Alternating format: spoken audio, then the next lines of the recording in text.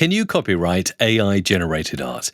We'll discuss that and more in this episode of AI Tools for Creators. My name is Mike Russell. I'm Isabella Russell. And, well, one thing that you definitely can copyright is Isabella Russell. I thought that there was only one Isabella Russell in the world until I went on LinkedIn recently, and I found out that there's another teacher in the United Kingdom called Isabella Russell, the same as you. So there you go. Do you know what? For a really long time, I was the only one. I was Googling around, and there was no other Isabella Russell, with the exact same spelling, but there you go.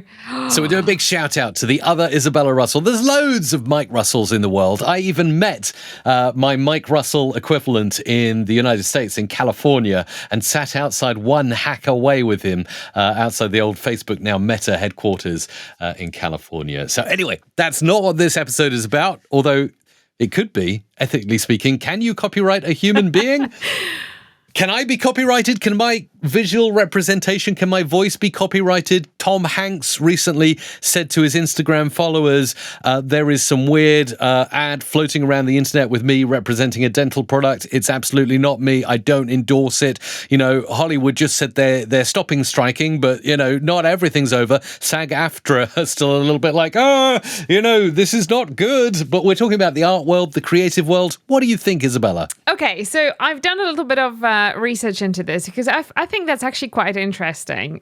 Let's start off with the present time. So very recently, as only in August, US court in Washington, DC even, has ruled out the possibility of copyrighting AI-generated artwork, and they just, without any, form of hesitation, just simply said that art-created artificial intelligence artwork without any human input cannot be copyrighted under the US law, right?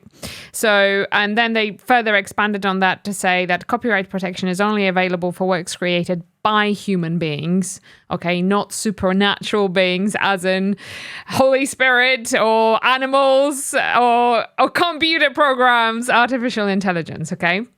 So this is the very latest, so the answer was no. But then let's look back at the history of copyright protection. And I think that this is where the interesting element potentially sits. So if we go back to 1880s, okay, so 1884 to be exact. And the technology of photographs came out, okay? So the first photographs, not digitally created because they weren't digital, but the first photographs were created, and a question came up as to, are you able to copyright a photograph? Because actually it's could be a photograph of a person, right? So it's like, it's still them. So can you copyright that thing, right?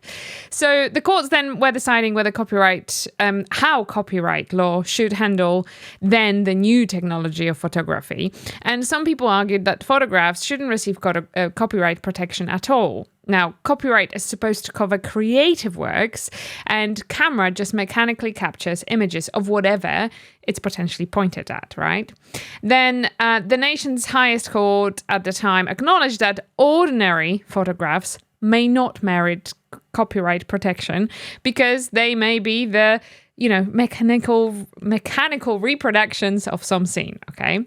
But then there was a new case where there was a photograph of Oscar Wilde. Am I correct in saying that?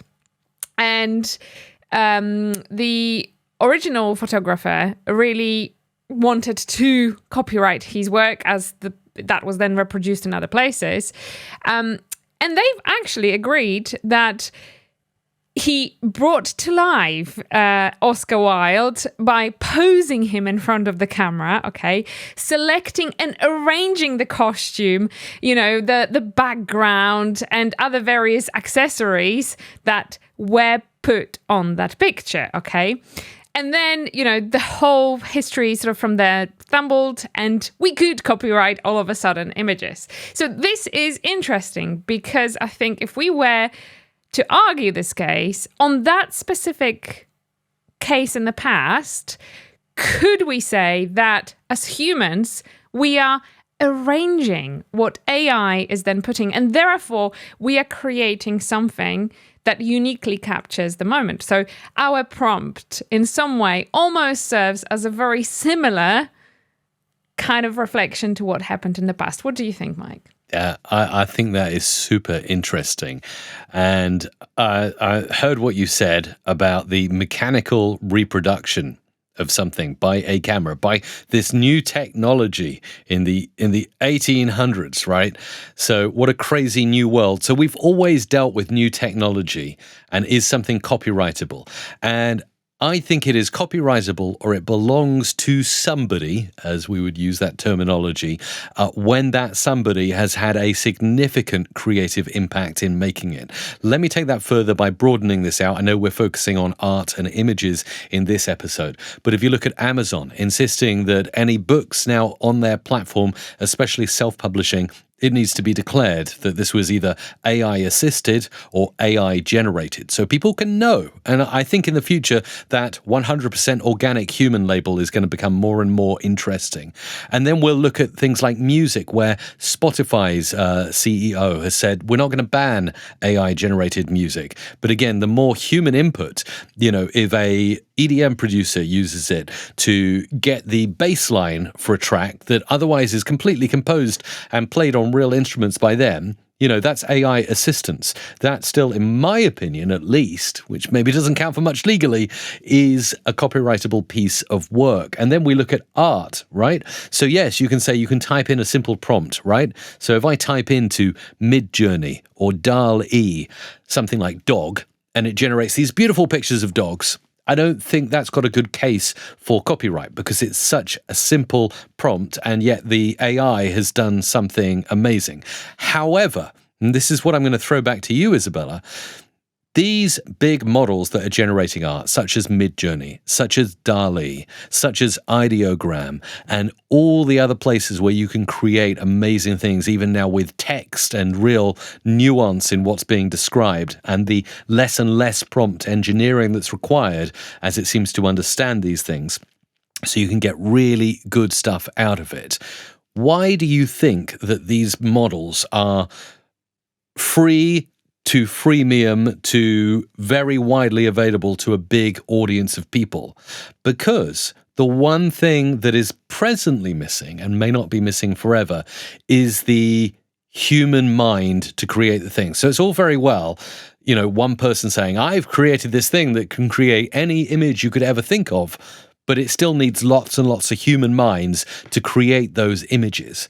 And when I go to somewhere like, I've been playing with DALL-E 3 recently because it's insane, and they started rolling it out, and you can generate text, and it does memes really well, and it understands really well what you want to make. So rather than 100 keywords that you put into Midjourney, you can just say raining cats and dogs, and it will get the nuance that means, it is raining, and it will do things around that.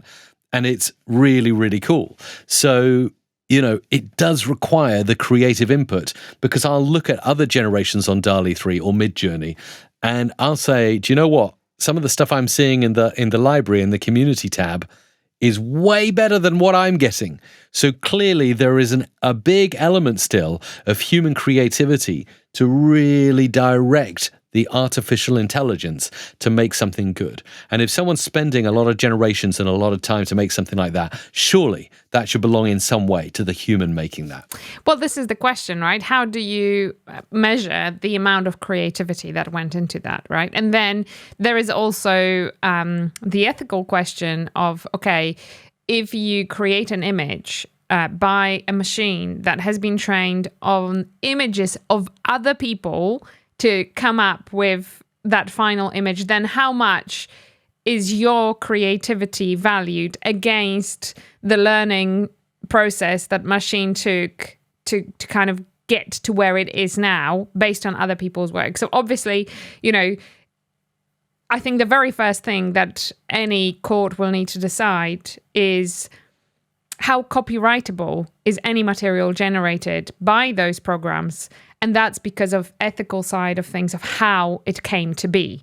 And I think that this really is the fundamental thing that is going to kind of help judge in that case. I mean, as it stands, in the US, they've ruled out you cannot copyright anything generated by AI, right? And I kind of would go along with that, but I think that there is a limit as to how far that can go, because there, as you say, there is incredible amount of human input that generates some incredible images, right? Because ultimately, even when I use Midjourney, I will sit down and I will have something in my head and I'll be like, I would like something like that. A great example was actually for the artwork that we've used as a thumbnail for this episode. If you are watching on YouTube, then obviously you would have seen it. If you are listening to this episode, check it out on YouTube. And I wanted to see a picture of a robot, sitting in front of like a regular painting canvas, right? But it took quite a few different prompts to get what I really wanted. So it wasn't immediate, like it was coming up with all sorts of different things. Initially I was thinking like, oh yeah, something like, Picasso painting. And then it started to make like a Picasso style images, you see? So it's kind of like, okay, should Picasso get some copyright from all of that stuff that has been appearing in there, right? So it's quite a tough one. But I think that case from the 1800s potentially will sway it towards the fact that we will be able to copyright the art that's generated by AI with a human input to start with. So it will be interesting to see where that goes. Absolutely, yeah. And I think the images that you've generated on Midjourney as you've gone through and made them are incredible. Do watch back on YouTube to see them. This is also available as a visual podcast on Spotify as well. So if you're using the Spotify app, go and look there as well. There is a video that accompanies the audio on Spotify. And like I said, you came up with a brilliant picture of a robot painting some flowers, but you do get lots of different results and you don't always get what you want. So while it's getting better, and DALL-E 3 is a great example of less and less prompt engineer mindset needed and more, this is what I want, do it kind of thing. But even I've been playing with DALL-E 3 recently, and I was trying to generate something where I had an image and there'd be lots of boxes, and inside the boxes would be robot heads, and then there'd be one box with a human with a microphone in front of them. Just trying to make a little meme around the voiceover industry and how hopefully human voices will still be needed in the future. And I had to prompt, I prompted DALL-E 3 7 or 8 times before I got an image that I thought was reasonable. Not exactly what was sitting inside my mind, but it reasonably represented what I wanted. And again, we'll show that image for those who are watching and not listening to the podcast, what exactly it generated in the end. That took a lot of prompting and a lot of really weird images before I finally got the thing I wanted. So there is still work required. And I think it's interesting. I hear what you're saying, Isabella, about we have to go the way of the camera with this, where, yes, anyone can take a photo, but if someone's taking it artistically and they put thought into it, and maybe they bring it into, Adobe Lightroom and do some color filters and things, that should all be recognized. Yeah, so should the creative process that goes into generating AI images. And let's face it, in the future, this is going to be as normal as taking a photo. And it will be. And I think the other question then is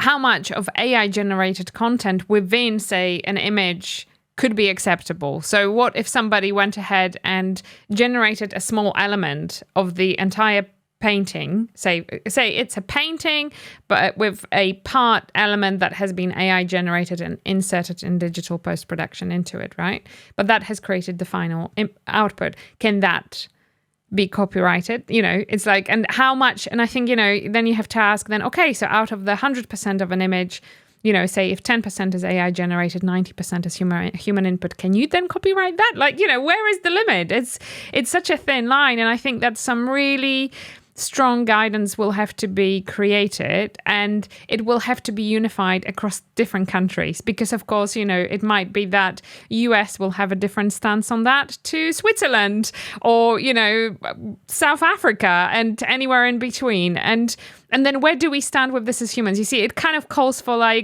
international standardized law that will just apply across the board. You're absolutely right, Isabella. And I think you raised a good point as well earlier. When a model is trained on different works of art, particularly when we're talking about artists that are presently alive, so we might not be talking about Picasso or Van Gogh, but if we're talking about artists that are alive, Should that be allowed to be used to generate images like Banksy, for instance? So this is a really good question, and not only goes in the question of should you be able to create artistic styles in the style of an artist that's presently alive, but should you also be able to use somebody in an image, like I mentioned at the start? Should I be able to generate a picture of Tom Hanks or somebody else famous?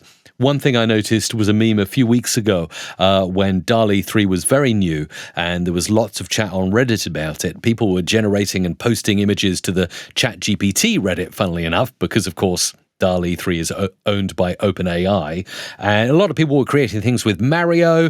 I thought it was really interesting. It was like the role-playing game I wish I had, and it was Mario in front of a Zelda castle holding a backpack, and I was like, that's awesome. And then there were pictures of Mario holding a gun saying it's a go time and stuff. People can create some almost not safe for work images using this technology, which, of course, will become more and more safeguarded as people red team these kind of generators. But again, I saw someone did a whole thread of, look, I can make Taylor Swift do this, that, and the other, and some of the images were fairly worrying. And it's like, well, this not only does the copyright thing, but the use of someone's image and profile to, well, in Tom Hanks' case, promote a dental product, or Taylor Swift, it's like, what's real, what's not? Did she not do something? Obviously, these images are totally fake and AI generated. But it brings up the whole question of not just copyright, but the use of someone in an image, particularly if it's a public figure.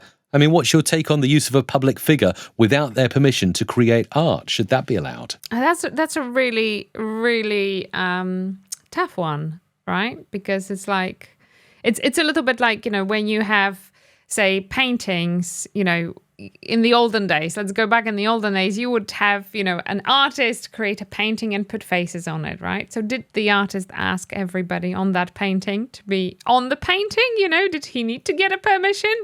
Like, I don't know. It's like, where does that start? I just don't, I don't know.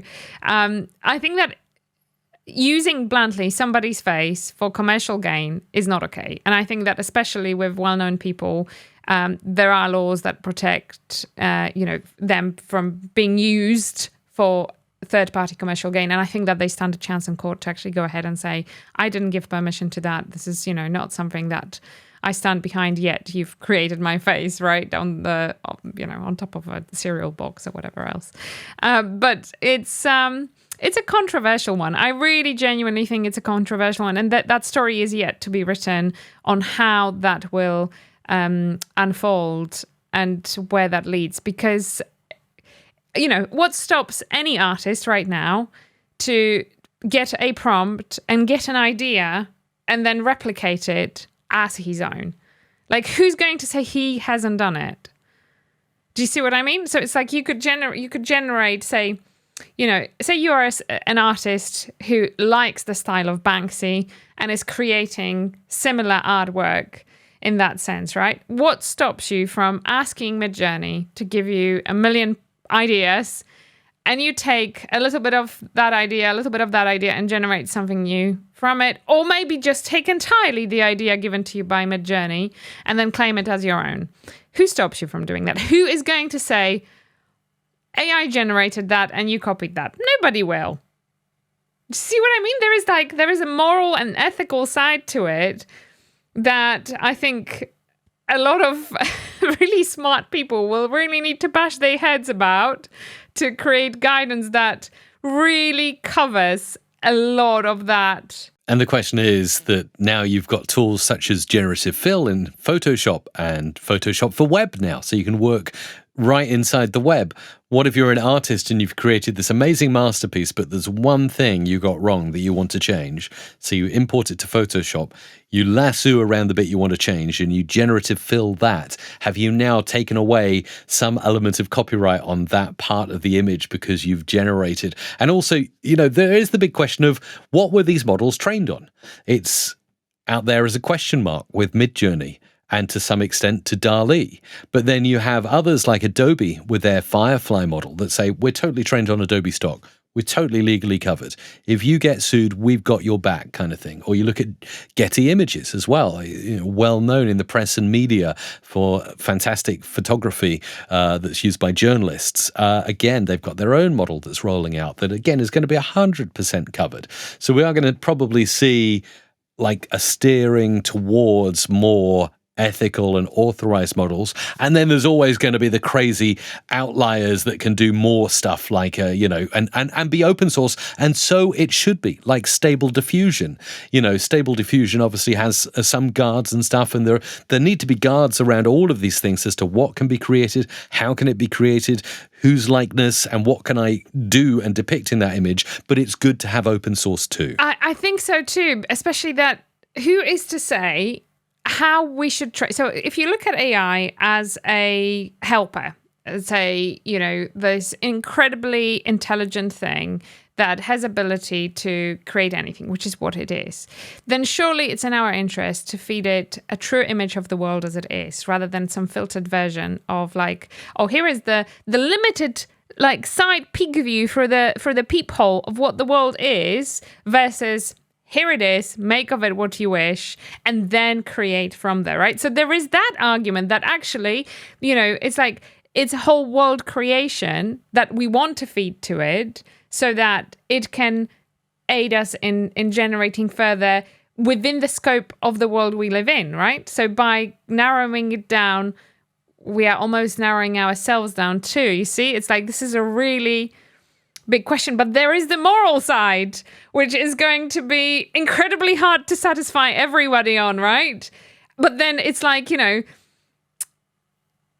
live on the planet, right? It's like you are here whether you like it or not, so you are part of it, and therefore you and your creation is part of it too. So should we all have access to it because that's the case? You see what I mean? This can go really deep.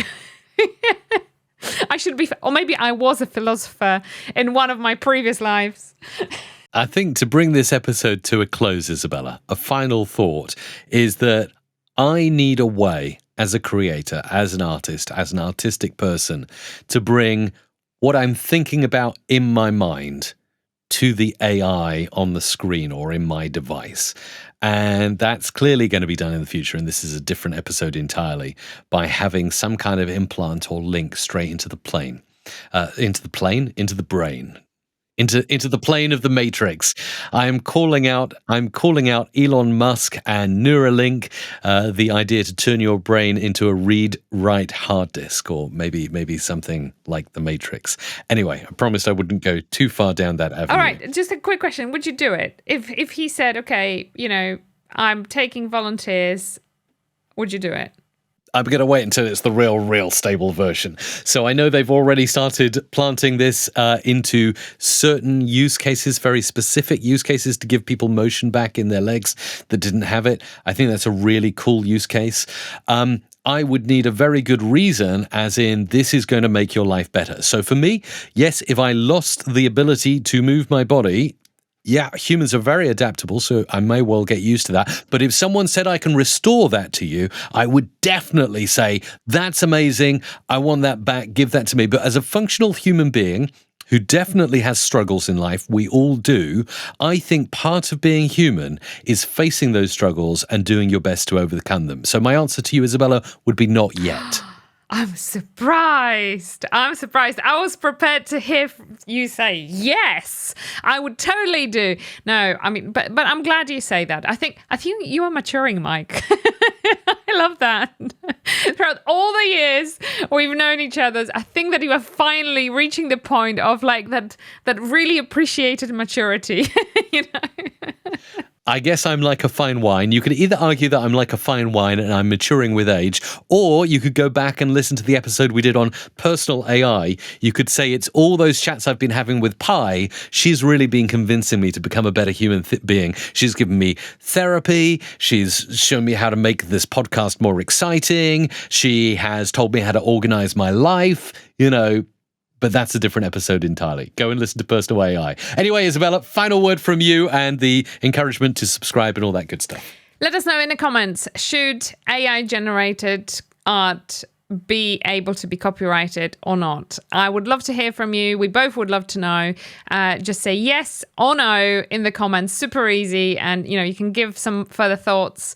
If just like me, you are deeply philosophical about it, then let us know. We would love to hear from you. But thank you so much for tuning in, and make sure to like and subscribe.